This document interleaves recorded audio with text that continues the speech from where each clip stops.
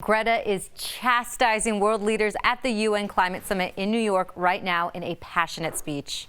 I should be back in school on the other side of the ocean. Yet you all come to us young people for hope. How dare you? You have stolen my dreams and my childhood with your empty words, and yet I'm one of the lucky ones. The 16-year-old activist told leaders the younger generation won't let them get away with this. I have chills. There is something about the way that child speaks, I say, but the haltingly, seriously blunt, no exaggeration tone is really breaking through. But how dare us? And I always say I'm so, hopeful of the younger generation because they're the ones that are really going after gun reform. They're the ones really going out fighting against the climate crisis. No, how dare we? Really? That has to rely on their shoulders?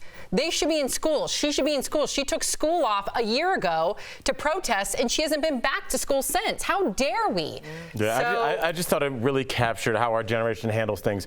When kids were talking about walking out of school to protest gun violence, and people were like, well, give them detentions. And I was like, that's exact tone deaf is why they're walking out, because you guys are focused on giving detentions. They're focused on not watching their friends get ripped apart by an AR-15. And I can't imagine how they must look at us in the way that we bicker on the internet and bicker in politics over these things that are killing our kids. I mean, if this was anything else, we would have acted, but we've made it a partisan issue, and it's all about arming the libs, and it's all about it's all about shutting down the conservatives. And meanwhile, while we bicker every couple weeks, some more of them get shot, and we just go back to our corners and start the same argument again. So I understand her anger, and I feel like she unfortunately speaks for a lot of kids her age. I can't imagine how disappointed they are in us.